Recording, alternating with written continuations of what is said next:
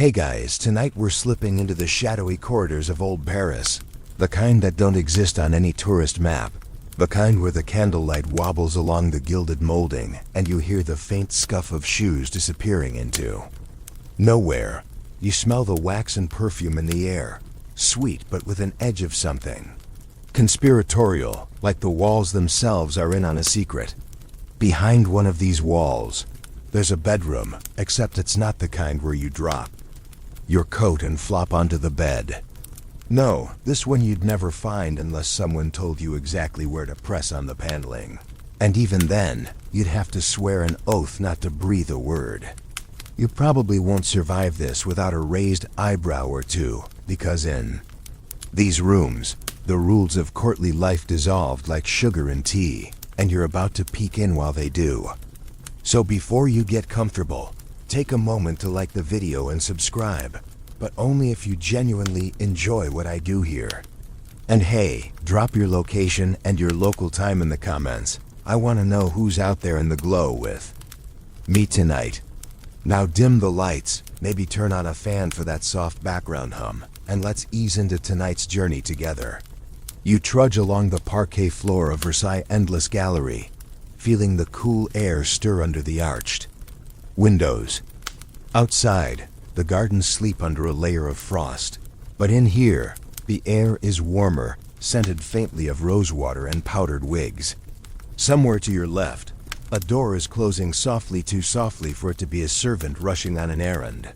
The rhythm of this palace is deliberate, rehearsed, and anything that breaks it is worth noticing. You glance toward the tapestry-covered wall, and that's when you see it. A sliver of shadow where no shadow should be. A hidden door, just cracked. Enough for a hand to slip through. You imagine the people who pass through it, ladies in silk gowns stitched with gold thread. Men with lace cuffs brushing the doorknob like it was the bare skin of a lover. Here, in the most public stage of power in Europe, there was always a place to vanish. Aristocratic Paris in the 17th and 18th centuries ran on spectacle, the clothes, the banquets, the salons with more wit than wine. But it also ran on secrets. The wealthy didn't just have bedrooms. They had secondary ones, tucked deep inside their homes or palaces. These weren't just for sleeping.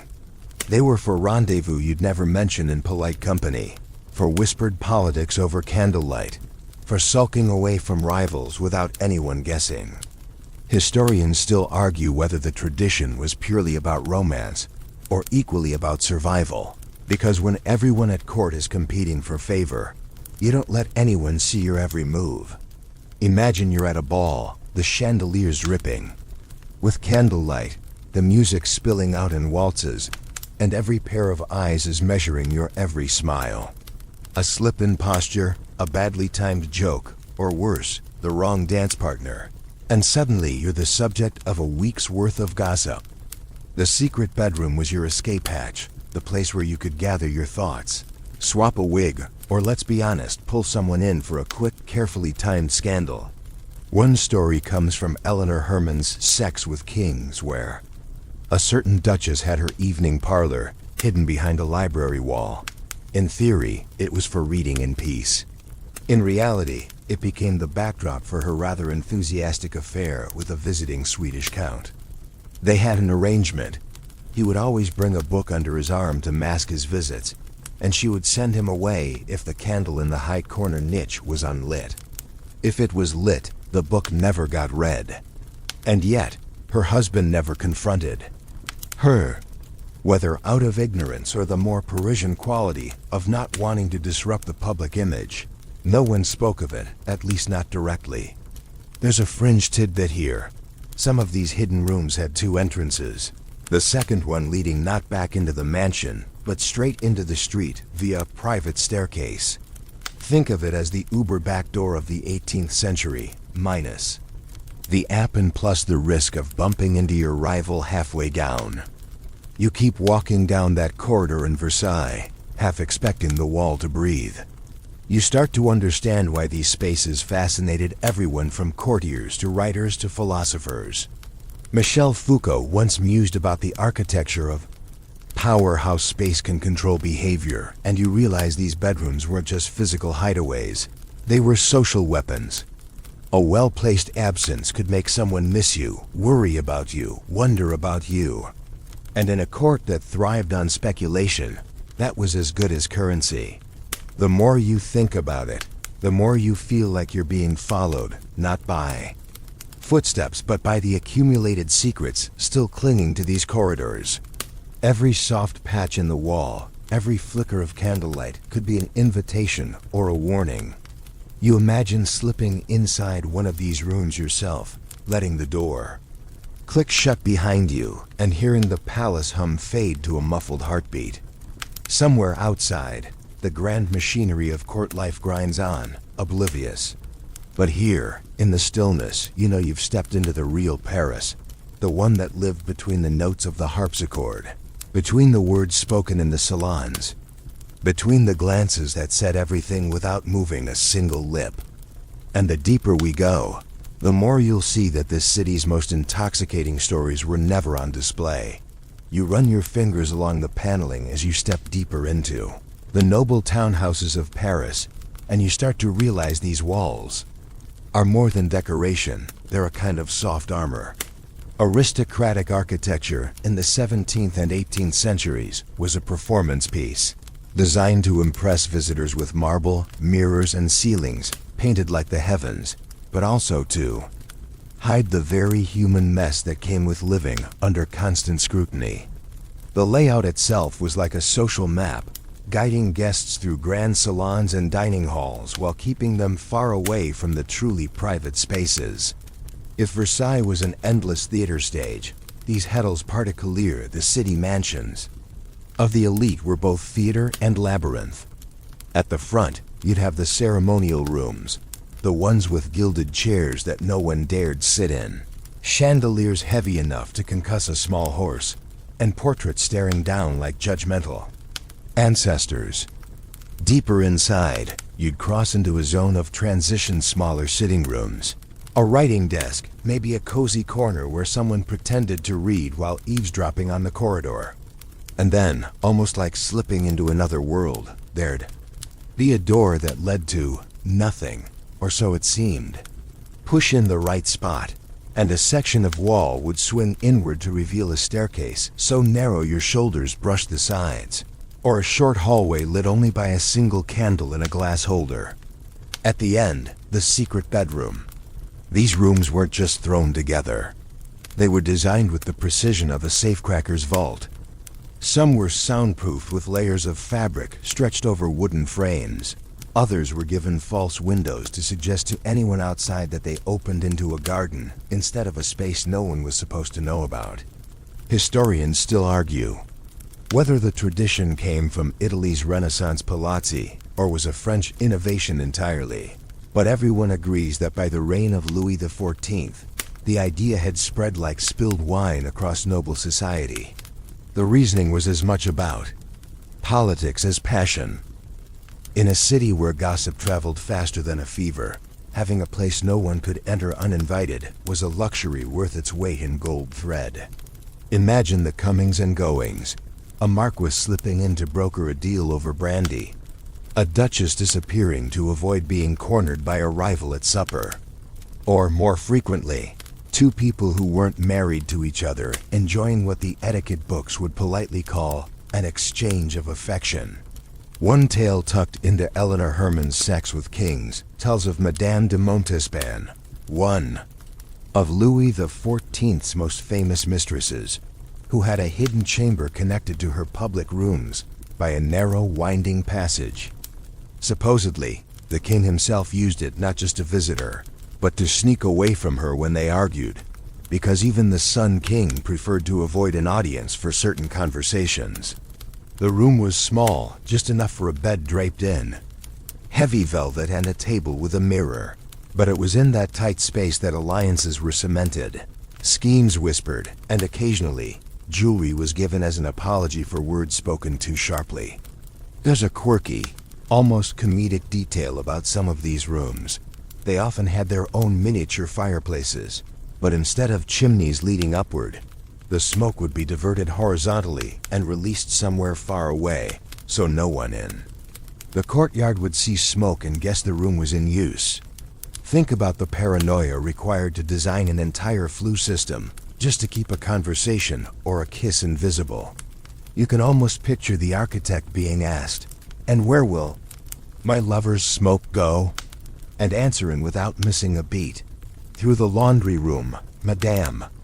You trace the molding in your mind, imagining how each carved flourish could conceal a hinge, how every tapestry could hide a door. You begin to feel how the very bones of these buildings encouraged a double life. Publicly, these nobles performed a rigid choreography of bows, curtsies, and perfectly timed compliments. Privately, they moved like cats through hidden passages, their feet finding the quiet spots on the floorboards. Michel Foucault might have smiled at the irony how power both displayed itself and concealed itself in the same square meters. And you, walking in their wake, can sense that these walls have soaked in every murmur and sigh. The craftsmanship wasn't only for intrigue. In an era without modern security, a hidden room was also a safeguard. Political winds could change in a heartbeat, and if you were suddenly out of favor, a place to hide even just for a night might mean the difference between a discreet exit and a public arrest. This was Paris, after all, where a well-timed disappearance could protect both your fortune and your neck. As you stand in one of these chambers in your mind's eye, you could almost hear the hush, the thick kind of silence that only comes when the outside world is locked out. The curtains don't just block the light. They smother the sound, as though the room itself conspires to keep its occupants safe. And here's the twist. Despite all their secrecy, these spaces were often an open secret among the household staff. The valet who fetched wine, the maid who dusted the mirror, the cook who noted which suppers went untouched, they all knew more than they ever admitted. Which means that in a way, the architecture worked best not because no one knew, but because everyone pretended not to. That pretense was the final layer of design, the invisible plaster holding the whole facade together. You step back into the imagined corridor, feeling the weight of all the hidden architecture you've just explored, and realize that in Parisian aristocratic life, the real floor plan was never the one shown to guests. You're still gliding through that imagined Paris, but now you're slipping behind the tapestry and into the warm hush of a room that smells faintly of musk, beeswax, and crushed petals. The walls are closer here, the air thicker, the light softer, just enough to turn faces into secrets. This is where lovers met, where the architecture of desire became as deliberate as the gold leaf on a ballroom ceiling. In public, these men and women traded compliments like coins, smiling with the careful restraint of those who knew every gesture might be repeated later in a salon's gossip chain. But once the false panel clicked shut behind them, the performance changed. A touch could last longer. A glance could travel farther without fear. And yet, these meetings weren't simply about romance. They were often tangled knots of strategy, obligation, and risk. You picture a young countess whose marriage had been arranged before she was old enough to understand the terms. Her husband, twice her age and more interested in hunting than conversation, saw her mostly at formal dinners. But at night, in a room hidden behind her dressing chamber, she welcomed a poet handsome, penniless, and entirely wrong for her. He would arrive with a folded scrap of paper tucked into his glove, verses scribbled in hurried ink, the words trembling between sincerity and seduction. Their meetings were an open secret among her ladies-in-waiting, who made sure the candle in the outer room burned low when it was safe. One evening, as Eleanor Herman recounts in Sex with Kings, such a pairing was interrupted when the poet's jealous rival bribed a servant to open the panel door, just as they embraced. But here's the twist: rather than causing scandal, the incident was smoothed over by claiming the poet had been reading her lines from a new play. In Paris, truth was often just a rumor with better timing. Historians still argue whether such Affairs were truly acts of passion or calculated moves in the game of influence. A lover might bring not only flowers but political gossip, promises of patronage, or whispered warnings about court intrigues. The bedroom wasn't only a place. For bodies, it was a war room, a bank vault, and a confession booth all in one. You imagine the texture of the bed linens, cool silk that whispered against the skin, the heavy drapes that could fall at a moment's notice to block the moonlight, the way the chamber seemed to breathe slower when two people crossed its threshold. Outside, the city churned with its markets, its pickpockets, its coach wheels clattering over cobblestones. But in here, time was as malleable as candle wax. The quirky thing is, some of these rooms had their own tiny wardrobes stocked not with clothing, but with costumes, masks, cloaks, and wigs. Lovers sometimes disguised themselves to leave by different exits in case an enemy's eyes were waiting. In the street, imagine pulling on a cloak lined with midnight blue, tying on a mask, and stepping into the winter night not as yourself, but as a shadow no one could name. That fringe detail is almost absurd until you remember how reputations.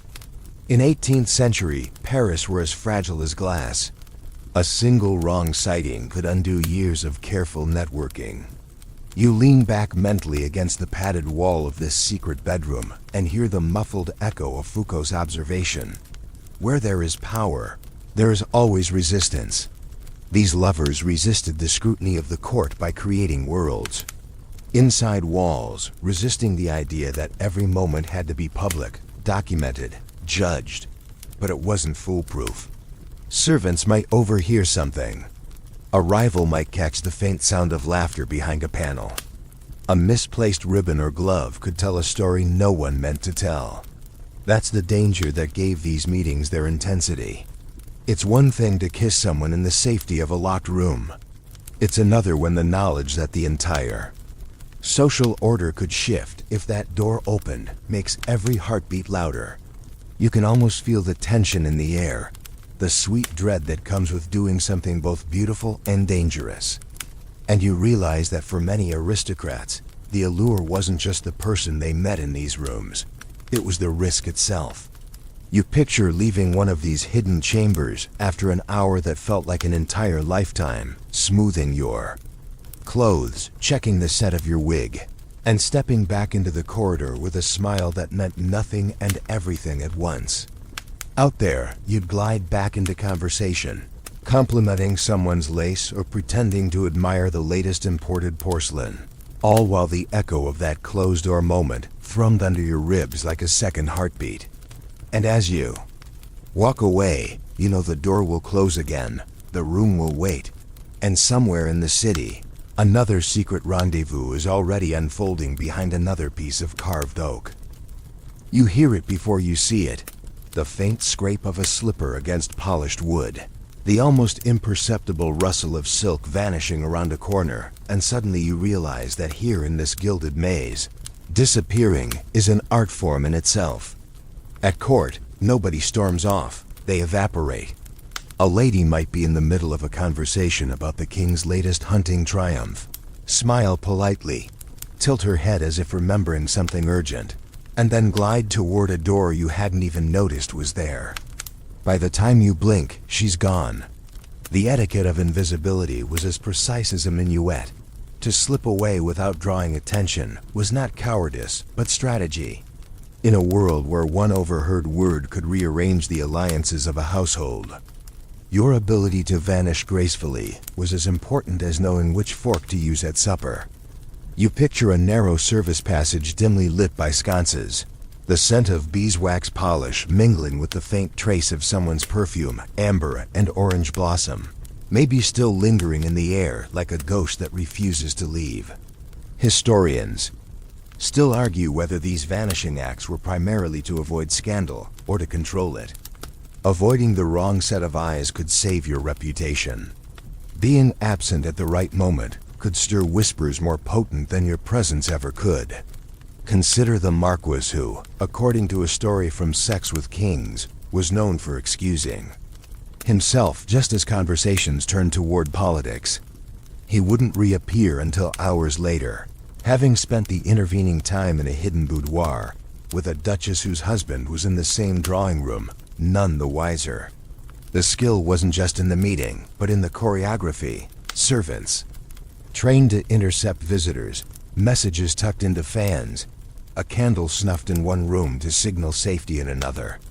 There's a quirky tidbit here that feels almost cinematic. Some nobles had trapdoors built into the floors of their personal apartments, leading down into the servants' quarters or wine cellars. It wasn't for fleeing danger in the dramatic sense. It was for slipping unseen into the house's quieter arteries, bypassing the grand staircase where every movement was noticed. You imagine lifting a section of carpet, pulling open a hatch, and descending a narrow spiral while upstairs the party continued without missing a beat. But invisibility wasn't just about moving bodies. It was about manipulating perception. To be seen in Parisian high society wasn't simply to exist in a room. It was to be acknowledged, spoken to, drawn into the web of conversation. To withdraw from that was a silent statement, one that could be read as disdain, intrigue, or a sign of higher priorities. You sense the power in that absence, the way a missing face could dominate the next day's gossip. It's a paradox in a court obsessed with visibility. The ones who knew how to vanish often controlled the narrative most effectively. Imagine the psychology of it. You leave a room not because you have nothing to say, but because you've already planted the thought you wanted to grow. While they speculate, you're 2 corridors away, sipping spiced wine in the half-dark, with someone who has just entrusted you with a dangerous truth. Michel Foucault might have called it a spatial performance of power, the manipulation of both physical space and social space to produce a desired effect. You see it play out in your mind. A masked ball where the music swells, the room spins with brocade and feathers, and a figure in a crimson mask slips through a curtained alcove, unseen except by you. You follow just far enough to glimpse the hidden door closing, the faint glow of candlelight on the other side. And you realize that the true heartbeat of the palace doesn't echo in its grand halls, but in these hidden arteries, where the pace slows, the air thickens, and words are spoken that will never be repeated in public.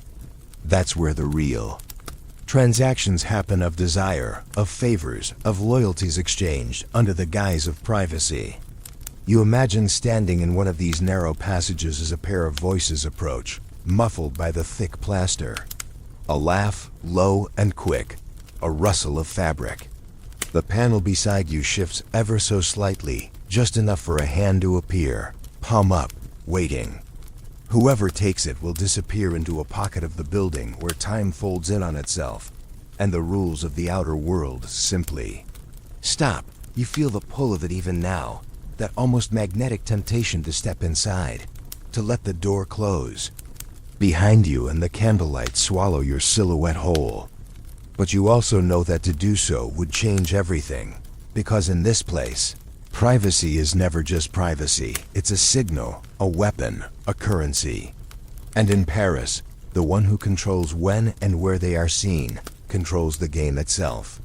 You can almost taste the tension in the air now, the way the polished civility of the salon masks the bare-knuckle contest happening in whispers and glances.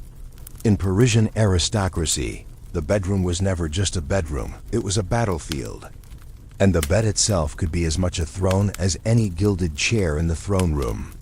The duels fought here weren't with swords, but with seduction, leverage, and the slow, deliberate drip of influence. You imagine 2 lovers lying back against embroidered pillows, their conversation weaving between flirtation and strategy. Because in the 17th and 18th centuries, to share a bed was often to share a cause. Historians still argue whether passion or politics was the sharper blade, but it's hard to separate the two when a whispered promise in the dark could mean the rise or ruin of an entire household. You picture a countess whose lover is a high-ranking minister. He tells her of a pending alliance. She tells him which noble family will oppose it, and together they plan a move that will be played out weeks later at court. with each pretending it had sprung to mind only that morning. Eleanor Herman's Sex with Kings gives us the story of Madame de Pompadour, who, despite being the king's official mistress, used her position not to inflame a scandal, but to influence policy, hosting intimate suppers in her private rooms, where ministers found themselves more agreeable under candlelight and fine wine. Her bed was as much a council table as it was a place of leisure. And yet, for every carefully plotted alliance, there were also love affairs that detonated like stray gunpowder. A marquis might fall genuinely for the wrong woman, setting off a chain reaction of jealous rivals, offended spouses, and suspicious monarchs.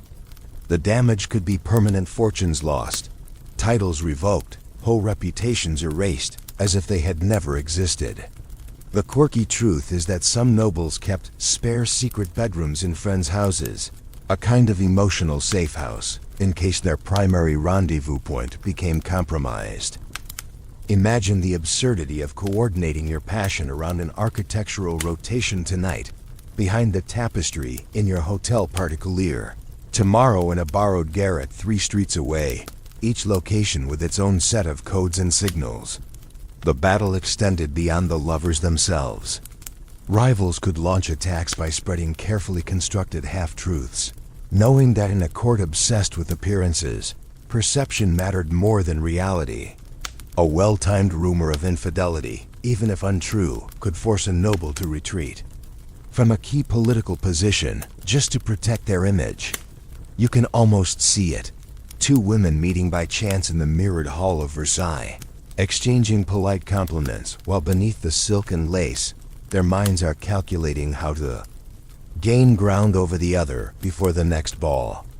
And in the middle of it all, the secret bedroom waited like a neutral zone, a place where words could be spoken without an audience, though never without consequence.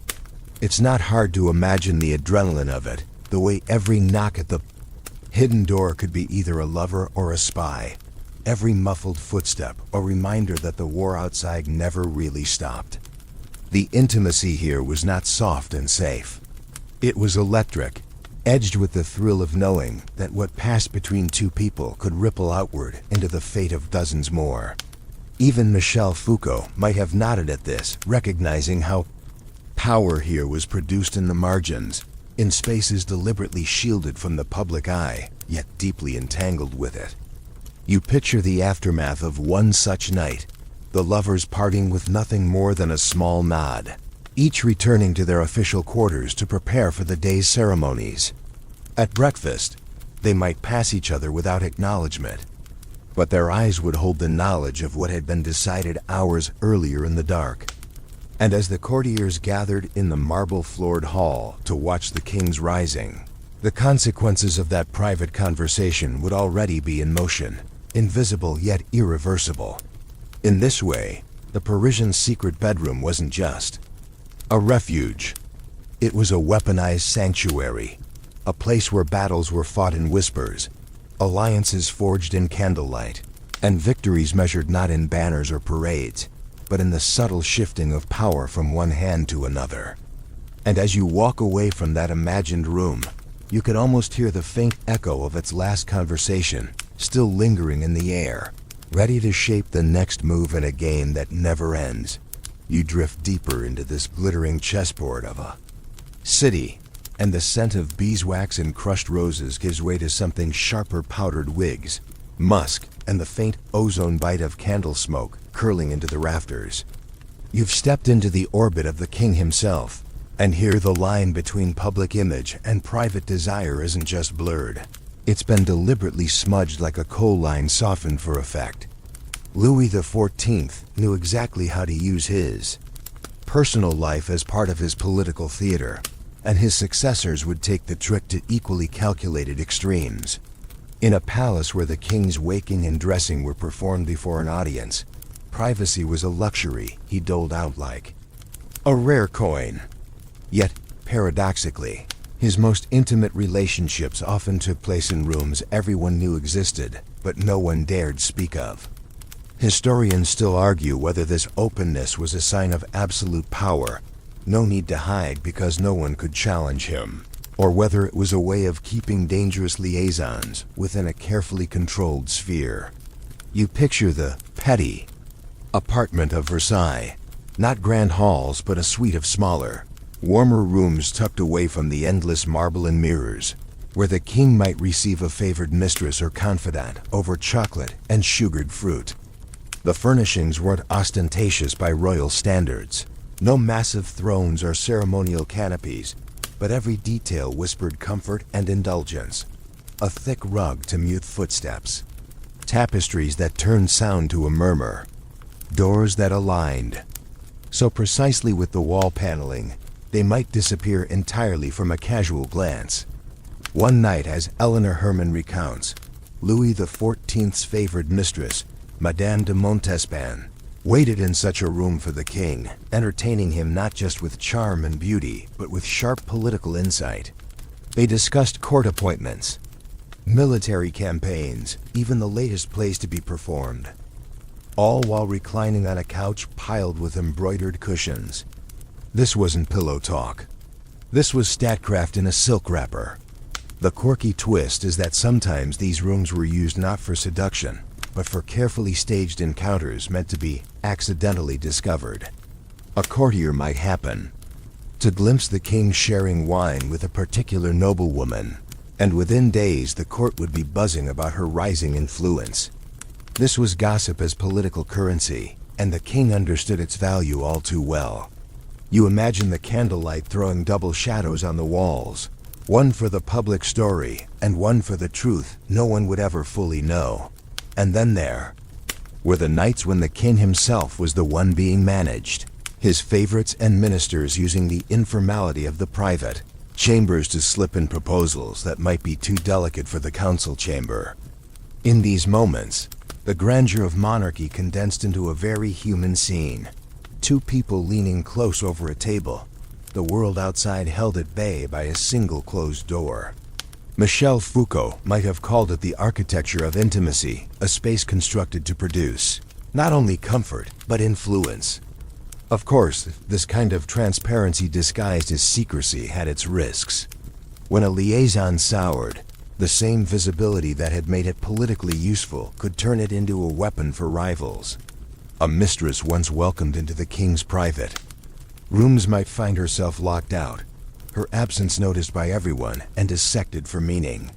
That absence could be more damaging than open scandal, signaling a shift in favor that sent all eyes scattering.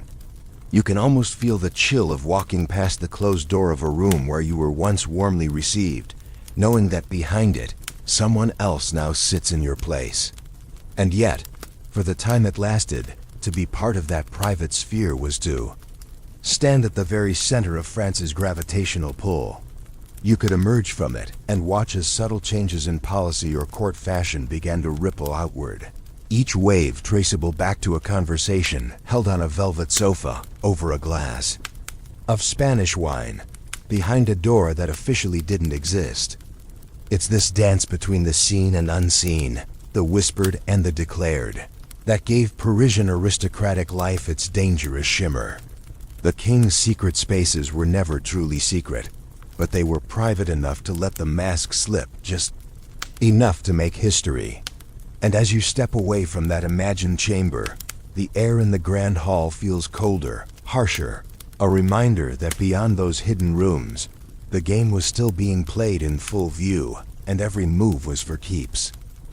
You can almost hear the coins clinking under the perfume and silk now, because in Parisian high society, mistresses weren't just romantic partners. They were investments, political assets, and sometimes entire financial undertakings unto themselves. The aristocrat who kept a lover didn't simply slip them a jewel now and then. More often, they funded an entire parallel household, complete with servants, a carriage, and of course, the inevitable secret bedroom. Eleanor Herman's Sex with Kings paints the picture with a kind of decadent clarity. Jewels arriving from Italy, dresses sewn by the finest Parisian couturiers, country estates purchased purely as playgrounds for discreet affairs. To keep a mistress in style was to advertise your own wealth and power. even if the advertisement was whispered rather than shouted. Imagine a count stepping into a private jeweler's workshop, choosing a necklace so encrusted with diamonds it could catch candlelight from the far side of a ballroom. The gift would never be worn in public, not openly at least. Instead, it would gleam in the intimacy of a hidden chamber, a glittering reminder of both affection and obligation. Because that was the unspoken rule. Gifts came with expectations. A lover might be asked to drop a word in the right ear at supper, or to charm a rival into revealing a scrap of information. Sometimes the arrangement was purely personal, but often it was a carefully crafted alliance with benefits flowing both ways. Historians still argue whether these arrangements empowered the women involved or simply tied them into another web of dependency. But there's no doubt many of them became shrewd political players, using the resources at their disposal to secure influence that no public role would have granted them. The quirky detail is that some of these kept mistresses used their patrons' money not for frivolity, but for building little empires of their own, investing in property, funding salons where writers and philosophers gathered, even commissioning art that would outlast their relationships. You imagine one such salon, tucked away on the upper floor of a discreet townhouse. The mistress, draped in crimson silk, pours chocolate into delicate porcelain cups for a group of poets and political thinkers. In one corner, a philosopher leans forward to argue about liberty. In another, a playwright is sketching a scandalous comedy that will have the whole city whispering. And all the while, the patron's money flows quietly into the room like a hidden stream, keeping the candles lit and the conversation flowing. But money could also be a leash. If the patron's fortunes declined or his attention wandered, the luxurious apartment could vanish as quickly as it appeared. One day, the lover might be stepping into a carriage bound for the opera. The next, she might find herself returning to a much smaller, dimmer set of rooms. That uncertainty added an edge to every encounter, making the private bedroom not just a place of comfort, but a stage where the performance had to be flawless to keep the arrangement alive. You picture a scene one winter night, the fire snapping in the grate, snow tapping at the window, and two people sitting close together under a velvet canopy bed. The man leans in, speaking not about love, but about a shipment of wine delayed at the port, a dispute with a rival merchant, and a plan that might require a favor from someone she knows. She listens, nods, perhaps offers a suggestion that will save him more than he realizes. Tomorrow she'll send a note written in elegant script to just the right person, and the problem will quietly resolve. It's intimacy as diplomacy, romance as a trade route. And yet, there's a tenderness in some of these arrangements that cuts through the calculation. Even Michel Foucault might have admitted that power isn't always a cold transaction. It can be tangled up with real affection. Even when the scaffolding is built from politics and coin, you can almost see them leaning toward each other in the candlelight, the jewels catching the flicker of the flames, both aware that the moment is both genuine and performative. Outside, the city sleeps under its quilt of snow. Inside, the game continues, dressed in silk and scented with rosewater. And somewhere, another patron is making another investment. Another lover is weighing her influence. And another secret bedroom is about to host a meeting that will ripple quietly into the fate of the city. You hear it before you see it, a quick intake of breath, the creak of a floorboard, the sudden hush that drops over a room when someone realizes they're not alone. In Parisian aristocratic houses, the secret bedroom wasn't just a sanctuary. It was a stage where every whisper could be amplified or erased depending on who was listening. Intrigue didn't end when the door closed. It seeped through keyholes, drifted down corridors, clung to the hems of silk gowns. The air in these spaces was never entirely still, because the possibility of being overheard was as constant as the flicker of candlelight. Historians still argue whether paranoia or prudence fueled this culture of listening. But either way, it made the architecture itself complicit. You can imagine the trick furniture, a mirrored armoire with a panel that slid aside to reveal a hidden alcove, perfect for someone willing to crouch in the dark for an hour just to catch a sentence. Or the whispering walls, where certain spots in the plaster carried sound too clearly to be accidental, allowing a person in one room to hear almost every word spoken in another. Eleanor Herman tells of a countess whose lover, suspecting her of entertaining a rival, bribed a servant to let him hide behind a screen in her private boudoir. There he waited, surrounded by the faint scent of her perfume, until the rival arrived. The conversation that followed was polite enough on the surface, but laced with undertones the hidden listener would later use to confront her, not in public, but in another hidden room, as if secrets could only be fought with more secrets. The quirky twist is that sometimes the intruders were invited. A noble might deliberately allow someone to overhear just enough to start a rumor that served their purpose. Imagine leaning close to a lover and murmuring details of a supposed disagreement with a powerful ally, knowing full well that the valet outside the door will repeat it to exactly the right ears by morning. This was espionage in powdered wigs and lace cuffs, and it could be as dangerous as any duel fought in the open. The secret bedroom, then, was both fortress and trap. You could feel safe here, but safety was always conditional. The walls that hid you could also betray you. Picture it. You're reclining on a chaise, the fire warm against your bare ankles, when you notice a draft from the far corner. It's not the window, it's the tiny gap where the panel meets the wall. You imagine an eye on the other side, unblinking, watching. The very thought changes the way you speak, the way you move, making every word a performance for an invisible audience.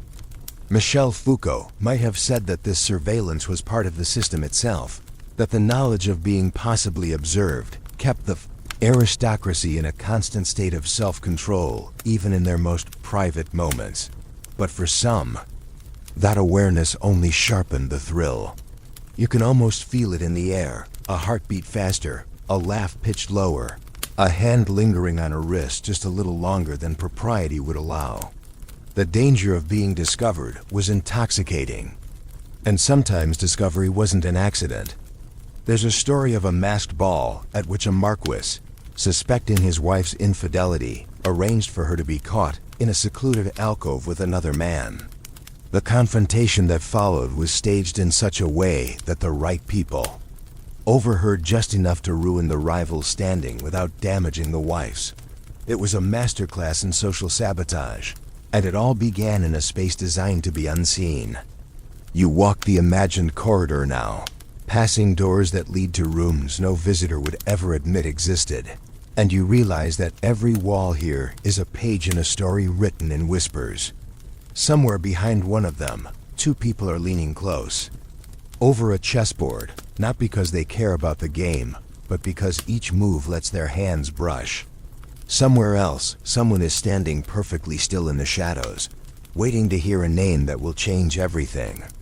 And as you picture it, you feel the same pull they must have felt, the temptation to slip inside, to hear what was never meant for you, to be part of the current that carried secrets through Paris like an underground river. In this city of mirrors and masks, even silence had an audience. And the only true secret was knowing exactly who that audience was. You could almost hear the city's pulse now, not in the clatter of carriage wheels on cobblestones, but in the low hum of gossip spilling from drawing rooms into candlelit corridors. In Parisian high society, a secret could be worth more than gold, and a scandal could bankrupt a fortune faster than a bad investment. The social currency of scandal was traded in glances, half-sentences, and the careful release of information. At precisely the right moment, a single rumor, if well placed, could topple a rival from favor, open the door to an advantageous marriage, or force an opponent into costly damage control. Historians still argue whether the appetite for scandal was born from boredom or necessity, but there's no denying it shaped every layer of aristocratic life.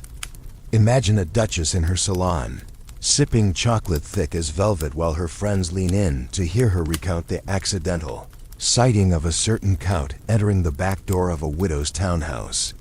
She tells it with a smile that suggests she's merely amused, not malicious, but she knows perfectly well that by tomorrow, the story will have reached the Count's wife, his political allies, and possibly the ears of the king himself. Eleanor Herman's Sex with Kings tells of one court beauty who, after being dismissed from a royal affair, quietly began feeding morsels of her successor's indiscretions to the right people. Within months, the new favorite was under such suspicion that her influence waned, and the former mistress regained enough footing to secure a more lucrative match. It wasn't revenge with swords. It was revenge with teacups and fan gestures. The quirky part? Scandals didn't always destroy, they could elevate. Being talked about, even negatively, could make a person's name the most repeated at court, turning them into a kind of celebrity. Some courtiers cultivated just enough scandal to keep themselves interesting, like adding a dash of spice to an otherwise bland dish. You picture a marquis deliberately letting himself be seen leaving a masked ball with a woman whose identity was unknown. For weeks, people speculated about her, and in the process, his own reputation as a man of intrigue grew, making him a more sought-after guest. But the knife cut both ways. A scandal could also strip you bare in the public eye, undoing years of careful image building in an afternoon. Imagine stepping into a salon one evening to find conversations faltering mid-sentence, smiles freezing on faces, and realizing that whatever has been whispered about you is already common knowledge. In the world of secret bedrooms, even the mahaidu, location of your trysts could become ammunition. If someone learned you favored a certain hotel particulier on the left bank, they might spread the word in such a way that the mere mention of its address became suggestive.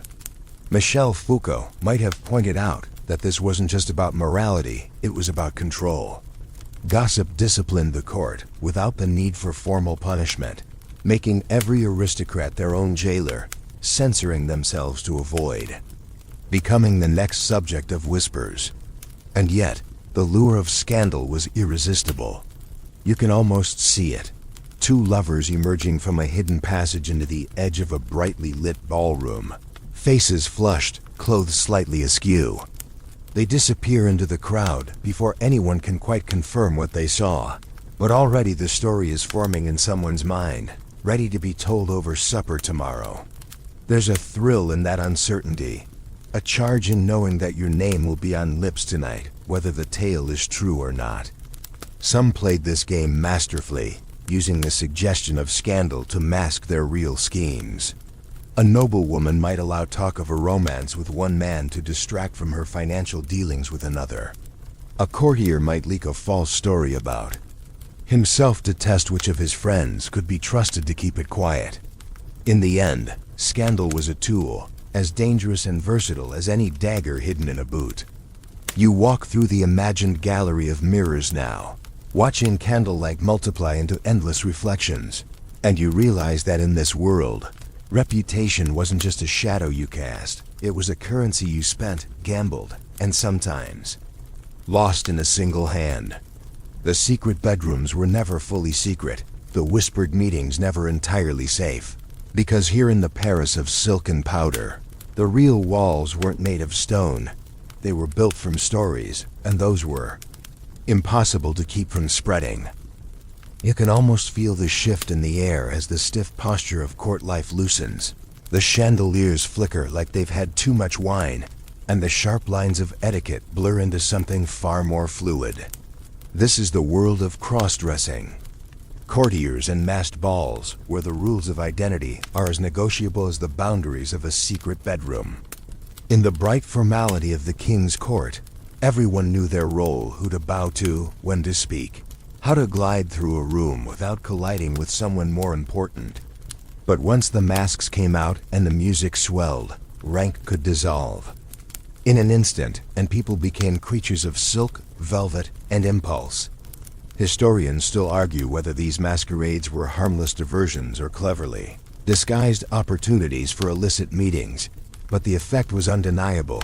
Anonymity was intoxicating.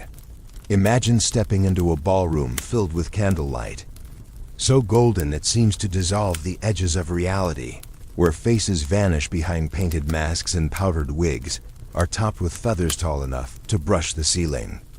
A marquis in a gown of silver brocade spins across the floor with a duchess dressed as a shepherd boy, and no one blinks because the whole point is to be someone else for a night. Eleanor Herman's Sex with Kings recounts how certain favorites of the court used these evenings to meet lovers in plain sight, the mask turning every stolen glance into a guessing game. One king, it's whispered, was so fond of these events because he could circulate without the suffocating etiquette that trailed him in daylight, slipping away to shadowed alcoves with people who might never dare approach him in a formal audience. The quirky detail? Some of the more daring attendees wore not only masks but scented gloves, so that a partner in the dark might recognize them later by touch or fragrance alone. These sensory breadcrumbs were as much a part of the seduction as the costume itself. You picture it now, a masked ball at the Hotel de Ville, where laughter and harpsichords spill into the night, and in the far corner of the room, a figure in a crimson domino mask beckons you toward a curtained doorway. Beyond it, the sound of the party fades into a muffled thrum, and the narrow passage smells faintly of wine, beeswax, and the citrus perfume you noticed earlier. Here, you're not a count or a lady-in-waiting. Yourself, you're whoever you decide to be. Michel Foucault might have said that the mask didn't hide power so much as redistribute it, allowing the low-ranking to approach the high, the scandalous to mingle with the untouchable, the forbiddens to flirt with the expected. And of course, the masked ball was the perfect gateway to the secret bedroom. Once identities were concealed, slipping away together became almost inevitable. No one could accuse you of impropriety if no one could prove it was you they saw. Yet the danger remained, and perhaps that was the point. If someone recognized your voice or the tilt of your head, the night's enchantment could turn into a weapon by morning. You imagine the moment a couple ducks into a hidden stairwell, the echo of the party still in their ears, climbing toward a small chamber lit by a single candle. Their costumes shed in pieces along the way, a mask dropped. On the landing, gloves left on the railing until they reach the room as themselves again, or as close to themselves as court life ever allowed. Outside, the ball will continue for hours, guests twirling in a kaleidoscope of fabric and disguise, and maybe they'll return before the last dance. Or maybe they'll linger until the candles burn low, and the only light left is the dawn spilling into a city that never quite forgets what it saw, even when it's not supposed to know. In the end, the mask is just another kind of wall, another version of the hidden door something that lets you step outside the rigid geometry of public life and into a space where you can rewrite the rules, even if only until the music stops. You step through the hidden doorway and suddenly the air changes, not just quieter, but thicker, as if the room itself is leaning in to share a secret.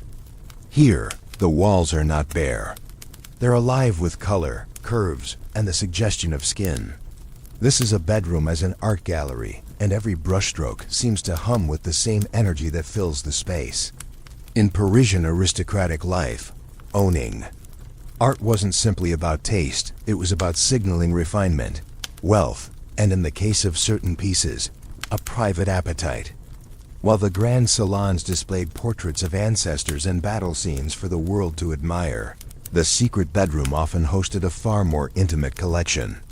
Historians still argue whether these displays were meant purely for personal enjoyment, or as props for seduction, but there's no doubt they were chosen with care. Imagine reclining on a chaise longue upholstered in deep green velvet, your eyes drifting to a small oil painting above the fireplace. Two figures in a garden, their faces half hidden by foliage, hands meeting in a way that makes the viewer feel like an intruder. Eleanor Herman's Sex with Kings recalls the story of a duchess who commissioned a series of paintings showing mythological scenes, Venus and Mars, Leda and the Swan, pan-chasing syrinx.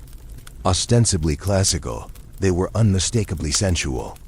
Designed to spark conversation that could be steered toward more personal topics. The quirky detail is that some aristocrats installed curtains over these works, letting them be revealed with a slow pull of ribbon, a theatrical flourish that made the unveiling part of the seduction. You can almost see it, a nobleman, lifting a silk cover to show a painting of a reclining nymph, glancing over to watch the reaction, the air between them tightening like a string drawn across a violin. This interplay between art and intimacy was deliberate. In an age before photography, paintings could be more than decoration. They were visual invitations, coded signals to anyone granted access to the room. A guest might notice a recurring motif, a certain flower, a particular shade of red that hinted at a shared memory or a private joke. Some pieces were even double-sided, the back of the canvas painted with something far less modest than the front, so that the owner could flip it depending on the company. Michel Foucault might have smiled at the way these images created a space where desire and power intertwined, where the viewer's role was as carefully staged as the subject's. You imagine moving from one frame to another, the candlelight, making each scene ripple as if the figures might step down from the canvas. A satyr leans toward a laughing maiden. A pair of hands reach across a table laden with fruit. A woman's hair tumbles loose in a way that makes you feel like you've arrived a moment too soon or a moment too late. These were not the cold, moralizing paintings shown to polite society. These were pieces chosen for the private gaze, for the pleasure of looking without judgment, or perhaps with exactly the right kind of judgment. And the art didn't stop at the walls. The furniture was carved with the same suggestive detail. The bedposts spiraling into shapes that hinted at vines and bodies intertwined. The mirror placed at just the right angle to reflect not the bed, but the person sitting on its edge. Even the choice of colors, deep crimsons, warm ambers, smoky blues, was a kind of visual caress, pulling the eye where it was meant to linger. You can almost hear the murmured conversation, one person remarking on the skill of the painter, the other leaning closer to point out a detail, their shoulder brushing yours. Outside the room, the rest of the house might be filled with laughter, political debate, and the shuffle of servants. In here, the only sound is the soft hiss of the fire and the slow rhythm of breathing. It's easy to imagine that for the Parisian aristocrat, this curated gallery was both shield and lure, shielding certain appetites from the eyes of the uninvited, luring the chosen few into a conversation that might end with the curtain being drawn across the painting again, the invitation accepted or declined without a word. And as you step back into the imagined corridor, you realize that these walls didn't just protect secrets, they told them, in oil and pigment, to anyone who knew how to read the language of desire hanging in plain sight behind a closed door. The moment you cross the threshold, you smell it before you see anything. The air is heavier here, sweetened by something floral, yet edged with spice, as if the walls themselves have been steeped in perfume for decades. In Parisian aristocratic circles, scent wasn't just a personal accessory. It was a weapon, a calling card, and sometimes an entire seduction strategy distilled into liquid form. In the secret bedroom, it lingered like an invisible host, greeting every visitor with a presence that felt both intimate and inescapable. Historians still argue whether these fragrances were chosen for personal preference or for the way they affected those who entered, but either way, the result was deliberate. Imagine stepping into a room draped in silk, the curtains pulled close, and the air carrying a heady mix of ambergris, orange blossom, and musk. On the table by the bed, a cut glass bottle catches the candlelight, its stopper resting nearby as though the perfume has only just been applied. The scent curls around you, seeping into your clothes, ensuring that when you leave, a trace of this place follows you out into the city. Eleanor Herman's Sex with Kings tells of a certain royal mistress who wore a custom blend so distinctive that even when she was masked at a ball, Her admirers could find her by scent alone. She would dab it behind her ears, at the hollow of her throat, and most scandalously on the silk ribbons tied around her thighs, a secret only revealed to those she chose. The quirky detail? Some aristocrats believed in the science or pseudoscience of perfumed influence, convinced that certain combinations could alter mood or make someone more suggestible. Recipes were traded in whispers, with ingredients like civet, rose attar, and rare resins smuggled from the east. You imagine the ritual: a lover arriving early to light the fire, pulling open a lacquered cabinet to reveal an array of tiny bottles, each labeled in looping script. A few drops are warmed in the palm, then pressed into the folds of the bedsheets so that the scent rises every time the fabric shifts. Others are brushed onto hair or gloves, leaving a trail like breadcrumbs for anyone following. Michel Foucault might have noted how scent, unlike sight or sound, can't be contained by architecture. It slips under doors, through keyholes, into the very fabric of the palace, blurring the boundary between public and private space. This makes it both dangerous and alluring. Too much, and your rendezvous becomes obvious to anyone with a sharp nose. Too little, and the effect vanishes. You can picture a winter night where the perfume is mixed with the smell of wood smoke. The combination so rich it feels like a physical touch. A man leans in to whisper something, and the scent catches in his throat, making his voice drop lower. Later, when he leaves, that same scent clings to his coat, to be noticed by his wife or rival, sparking questions that might never be answered. Sometimes, the perfume itself was the message. A change in fragrance could signal a shift in mood. Or intention: jasmine for romance, sandalwood for seriousness, patchouli for mischief. Lovers learn to read these olfactory cues, the way others might read a folded note or a coded phrase. And there were myths too, drawn from ancient texts and exotic travelogues, that certain essences acted as aphrodisiacs, that the right blend could open the heart or bind the will. Whether true or not, the belief gave them power. Imagine a countess instructing her perfumer to add just one drop of an expensive resin from India to her usual blend, telling no one but the person she most wanted to notice. When he did, leaning in at supper to breathe it in, the trap was already sprung.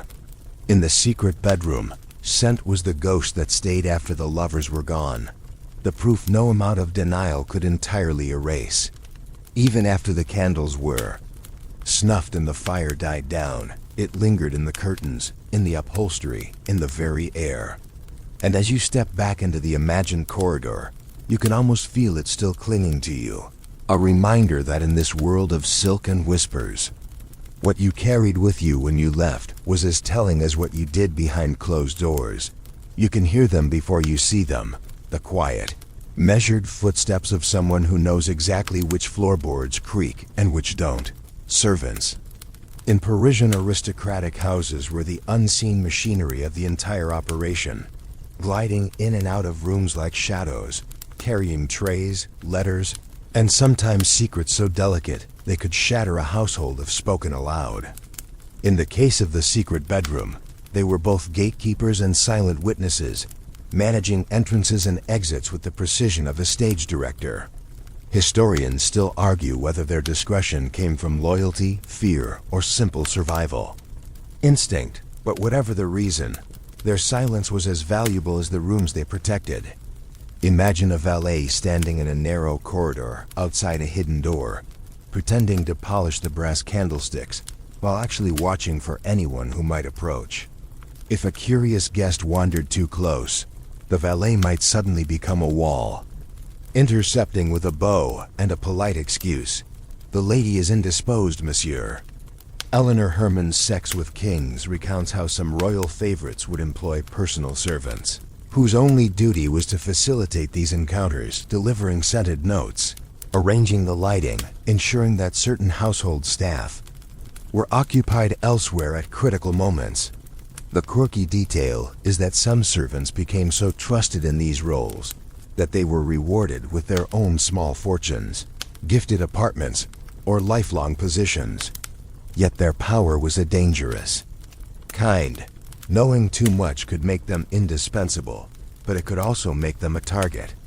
You picture a chambermaid who has spent years smoothing the sheets of a bed no one is supposed to know about, keeping her eyes fixed on the embroidery while conversations happen behind her. She learns to recognize the pattern of footsteps, the change in breathing when the lovers are near, the subtle ways tension and affection shift in a room. Michel Foucault might have said that these servants inhabited the periphery of power, present in the spaces where influence was forged, but never truly allowed to wield it, at least not openly. And yet, the smartest of them found ways to use what they knew. A whispered word to the right person could settle a debt, secure a favor, or protect themselves from dismissal. Others kept their knowledge locked away entirely, guarding it like a personal treasure. You can imagine one winter evening when a storm rattles the windows and a maid brings mulled wine to the hidden chamber. She doesn't look at the man beside her mistress, though she's seen him often enough to recognize the line of his jaw. She sets the tray down, hears the low murmur of their conversation, and slips away without a sound. The next morning, she's in the servants' hall laughing at a joke, as if the night before never happened. But she knows. And she remember. Some households even had elaborate systems of signals between servants to protect these meetings. A candle left burning in a certain window meant safe to enter. A vase moved to the left side of a table meant, danger, don't come in. These codes created a network of silent communication that kept the machinery running smoothly. The secret bedroom might have been hidden from the guests, but it was rarely hidden from the staff. They cleaned it, stocked it, and ensured it stayed as inviting as the first time its door had swung open. But they also understood the fragility of their position. One misplaced glance, one overheard remark repeated in the wrong company, and they could be dismissed or worse.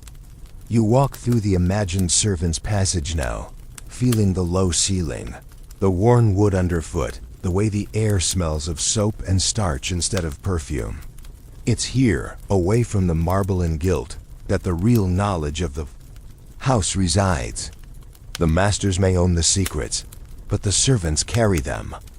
And as you step back toward the grander corridors, you realize that every whispered conversation, every tryst behind a hidden door, has passed through their hands at some point. They are the invisible archivists of the city's most dangerous stories, and though they never write them down, those stories live as vividly in their minds as the scent of beeswax on polished wood.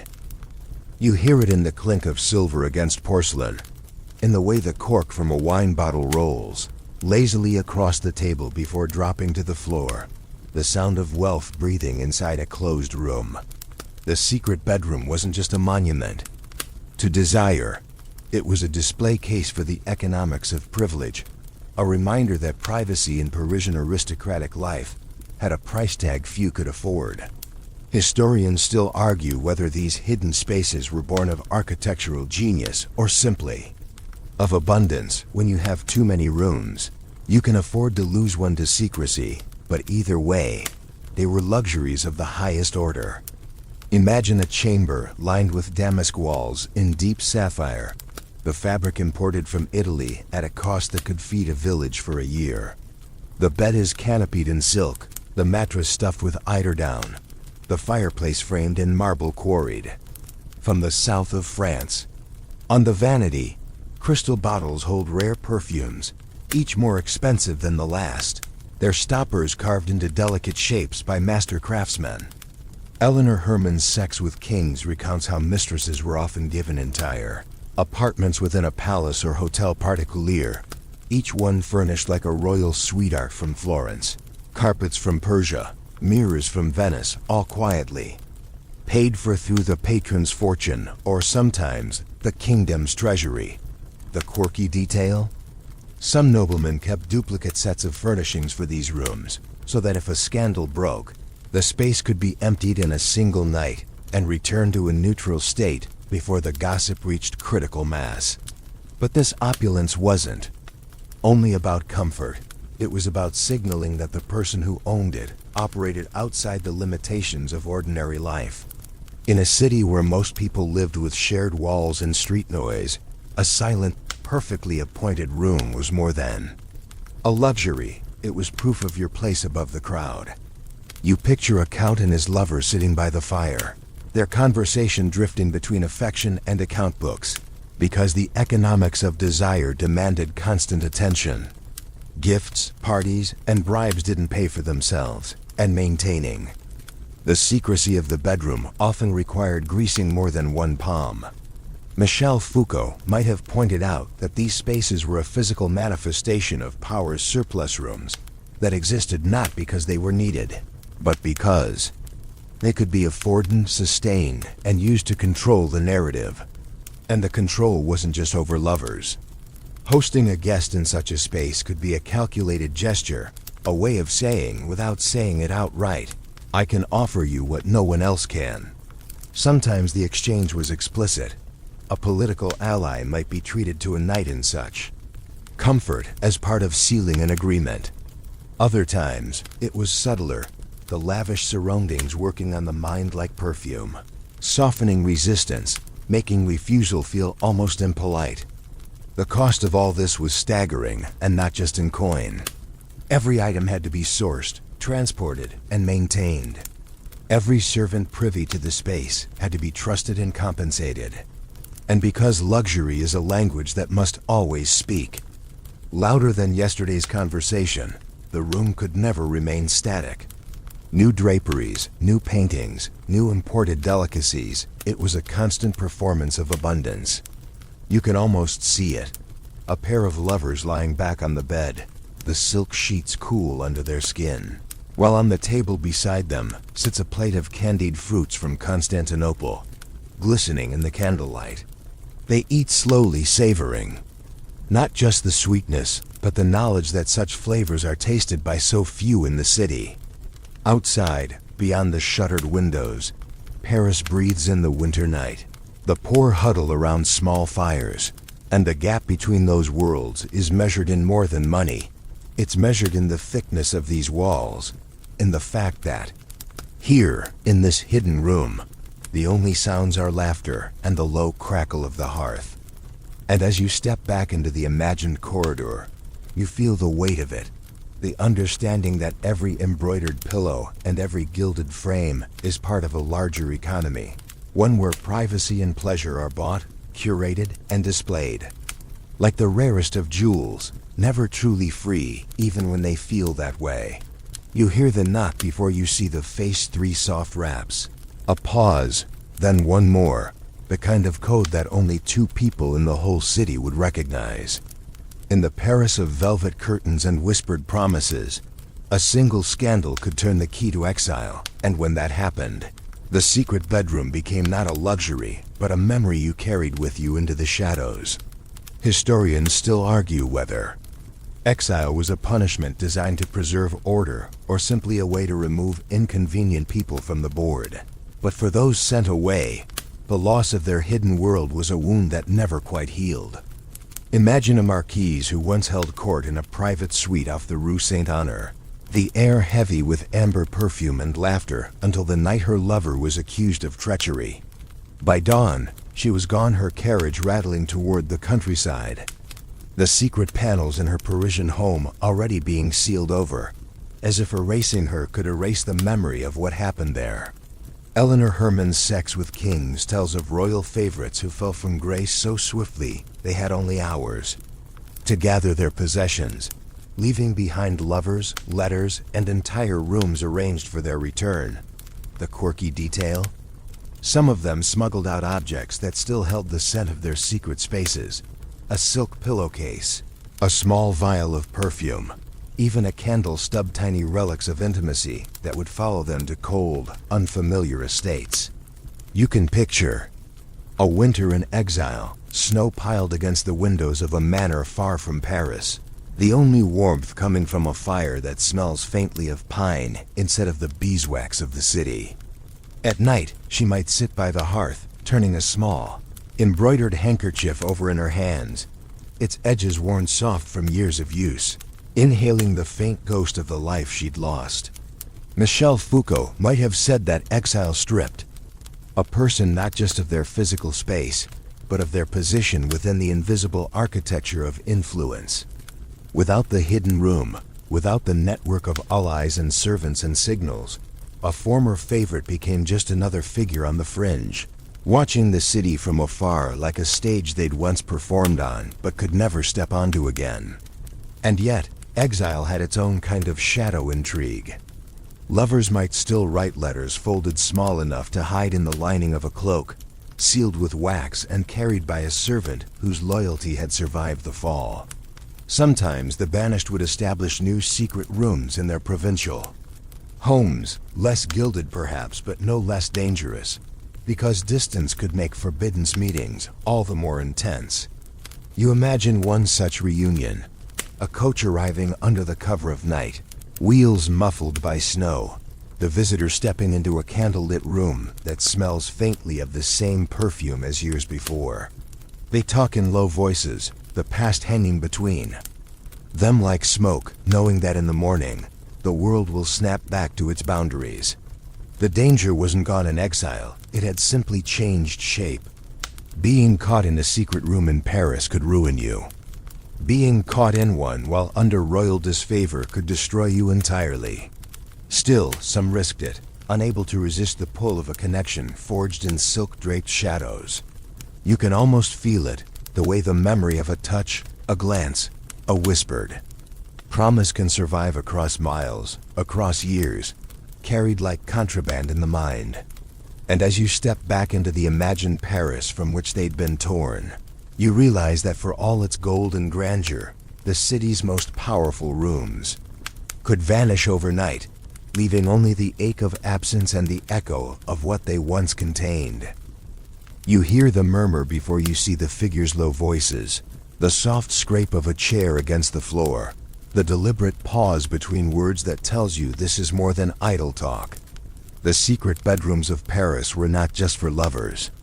They were sanctuaries for minds that questioned the very foundations of the society that built them.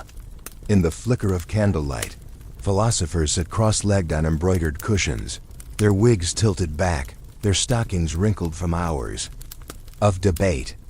Historians still argue whether these private gatherings were primarily salons of the senses or clandestine councils of ideas. But here, the line between seduction and intellectual provocation was as thin as the silk on the bed.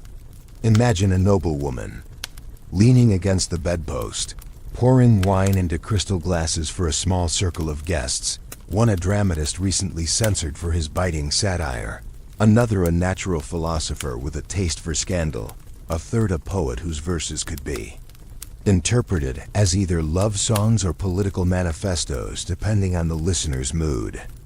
Eleanor Herman's Sex with Kings tells of royal favorites who wielded their influence not only in matters of desire, but in shaping the cultural climate, inviting writers, musicians, and thinkers into spaces where the conversation could run freer than in any official salon. The quirky detail? Some of these meetings disguised themselves as purely romantic rendezvous, so that if anyone questioned why two people slipped behind a certain panel, they would assume an affair rather than a discussion of censorship laws or religious reform. You picture a winter night in one of these chambers, the fire throwing restless shadows on the walls while a philosopher outlines a vision of a society freed from arbitrary privilege. His words are met with nods, murmurs of agreement, and the occasional laugh when the conversation turns to the hypocrisies of court life. In the corner, a pair of hands meet briefly, fingers brushing, as if to remind each other that the body, too, has its politics. Michel Foucault might have seen this as the intersection where pleasure and knowledge feed each other, the architecture protecting not just physical intimacy, but the intimacy of dangerous ideas. Outside, the city grinds on under its familiar hierarchies, but inside this room, a different Paris is taking shape, one where wit is sharper than the king's sword and laughter can be as subversive as a pamphlet. And yet, the danger is never far away. A careless phrase, repeated to the wrong ear, could summon a letter of arrest, That's why these conversations happen here, behind thick curtains and under the cover of supposed impropriety. If the authorities or a rival must assume a sin, let it be the familiar sin of the flesh. It is less threatening than the radicalism of the mind. You can almost feel the tension between the warm closeness of the gathering and the cold awareness of risk. Each toast, each argument, each shared glance carries a double-charged pleasure in the moment, and the knowledge that the moment is fleeting. Some ideas born in these hidden rooms would later find their way into plays, essays, and political speeches, dressed in safer language but carrying the same fire. Others would vanish when their speakers did, swallowed by the same shadows that once sheltered them. You step back from this imagined scene, feeling the hum of voices still in your ears, the smell of wine and wax and human presence lingering. In the air, the bed is unrumpled tonight, but the room has been no less intimate. Here, seduction was measured not in embraces, but in the slow, deliberate exchange of words that could unsettle an empire. And as you close the hidden door behind you, you realize that these chambers were not just footnotes in the history of pleasure. They were quiet laboratories for the revolutions that would eventually shake Paris to its core. You see it glint. Before you touch it, a small brass key lying in the drawer of a writing desk, its teeth worn smooth from years of use. The secret bedroom was more than a place of whispers and silk. It was also a vault for the written word, and some of the most dangerous stories in Parisian aristocracy lived between the covers of locked diaries and in the folds of coded letters. Historians still argue whether these records were kept out of vanity, sentiment, or sheer necessity. But one thing is certain. In a world where every spoken word could be twisted, the written word was both a weapon and a liability. Imagine a leather-bound journal tucked beneath the false bottom of a dresser, its pages filled with slanted ink, describing not only affairs, but the political bargains struck in candlelight. The handwriting shifts depending on the mood of the writer, some lines of flowing romance, others sharp and clipped, as though the quill itself hesitated at the weight of the admission. Eleanor Herman's Sex with Kings tells of a mistress who kept meticulous records of every gift, every visit, every promise made by her royal lover, not for sentimental reasons, but to protect herself. Should he tire of her, she could remind him of his generosity or threaten to share her account with someone who might find it useful. The quirky detail? These diaries sometimes contain drawings, tiny sketches of floor plans marking hidden entrances, or playful caricatures of rivals, which turned them into both evidence and entertainment. Coded letters were even riskier. Lovers devised systems of symbols, numerical ciphers, or phrases that seemed innocent to an outsider, but carried very specific meaning.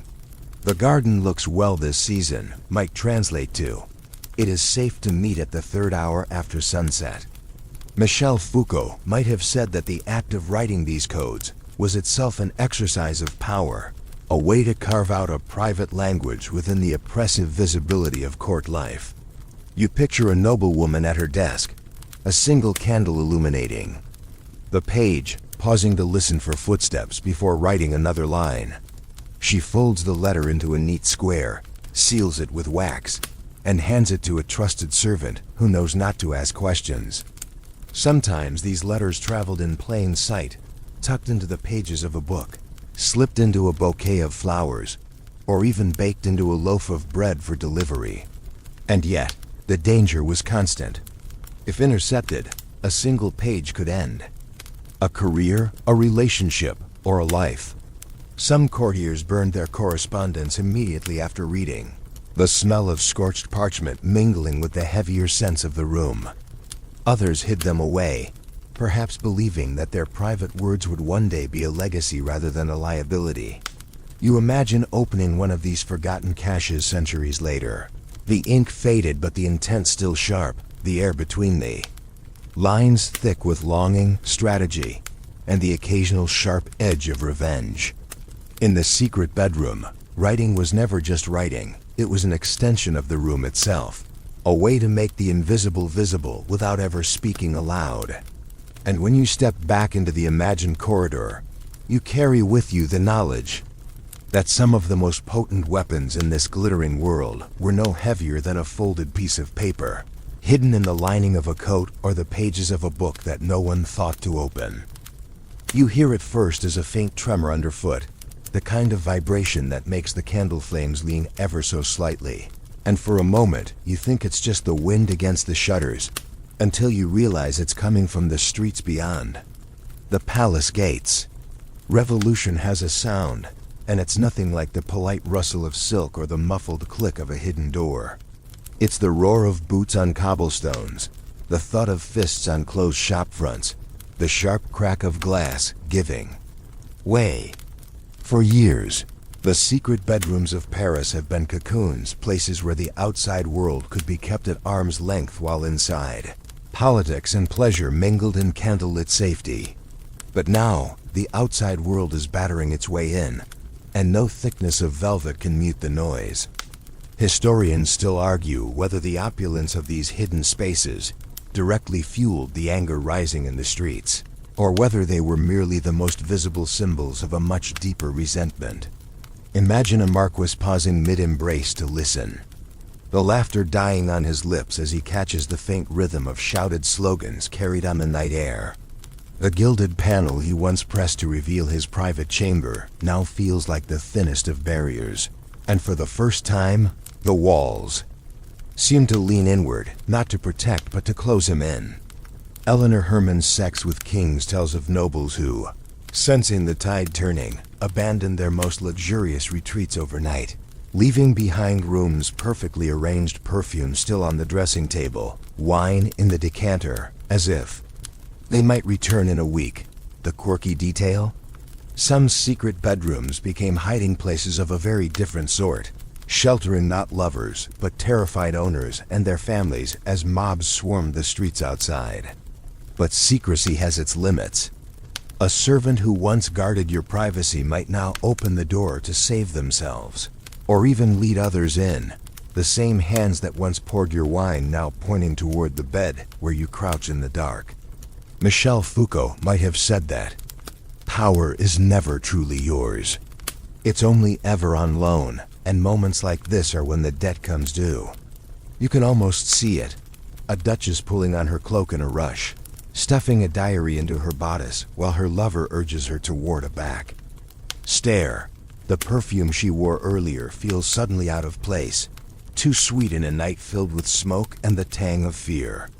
Outside, the shouts grow louder, and the city's heartbeat is no longer measured by minuets and whispered intrigues, but by the pounding of doors, the shattering of glass, the crash of a world being rearranged.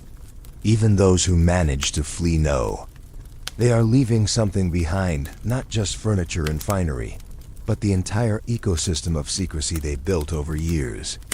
The signals, the codes, the trusted hands, none of it will matter now.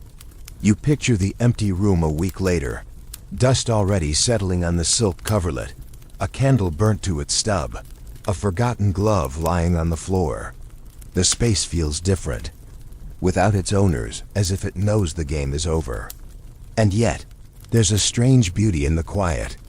The paintings on the walls still watch with their eternal, unreadable expressions. The curtains still sway gently in the draft from the hidden passage. And somewhere, faintly, the smell of last week's perfume still lingers in the air, stubborn against the cold. You step back into the imagined corridor, but this time the air feels heavier. The palace less like a playground and more like a mausoleum for a world that doesn't know it's dead yet. The revolution outside isn't just knocking, it's coming through the door. And no secret bedroom in Paris is hidden well enough to keep it out.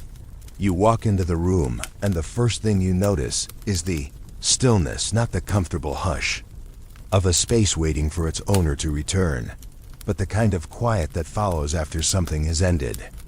The dust is settling now, catching in the pale shafts of light that slip through cracks in the boarded shutters. The bed is still dressed in silk, but the fabric is dulled with a fine gray film. A glass of wine sits half-finished on the knitstand, its surface clouded. the rim marked with the faint print of lipstick that will never be reapplied. The secret bedrooms of Paris, once alive with the heat of whispered bargains and the softness of stolen moments, are now mausoleums for memories. No one dares to claim. Historians still argue whether these rooms were abandoned in haste or deliberately left as they were, like a pressed flower in a book proof of a life once vivid. Imagine walking through one now, your footsteps stirring the scent of old perfume. From the drapes, the faint sweetness rising like a ghost. The air is cool, but not cold. It feels as though the warmth left reluctantly, clinging to the walls before giving up. Eleanor Herman's Sex with Kings tells of a shadow found years after its owners fled, where the hidden chamber was discovered behind a warped panel.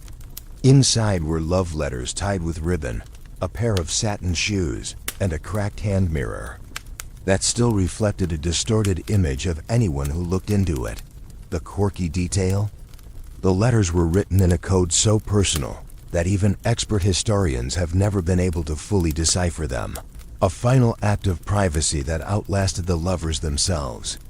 Michel Foucault might have smiled at that, how the architecture of secrecy can continue to guard its contents long after the society that built it has fallen. You move through the space, running your hand along the edges of the furniture, feeling the thin layer of dust coat your fingertips.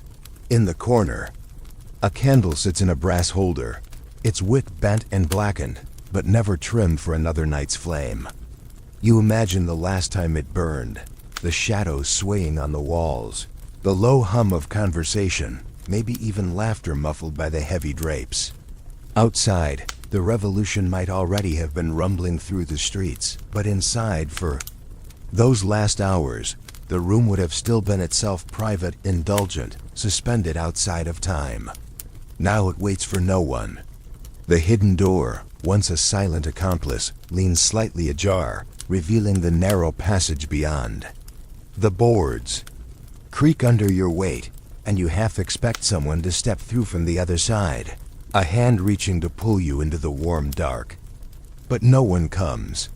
In this city, the people who once knew how to use such doors are gone, and their maps of entrances and exits are scattered to the wind.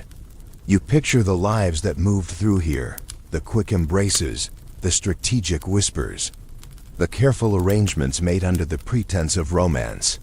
Every inch of this place has been a stage, and now the curtain has fallen for the last time. And yet, there's something in the stillness that feels less like loss and more like rest. The stories are over, but the room still holds them, silent and whole. You take a step back toward the corridor, the dim light catching on the gilded edge of the mirror one last time. Outside, Paris is changed, its streets busier, its people harder, its walls less willing to hide anything at all. But inside this room, the air is thick with the memory of a world where a closed door could change everything, where a hidden space could hold the most dangerous truths in the city. And as you leave it behind, you carry the echo of it with you, knowing that somewhere in the folds of Paris's oldest buildings, there may still be rooms like this, locked, waiting, and holding their breath.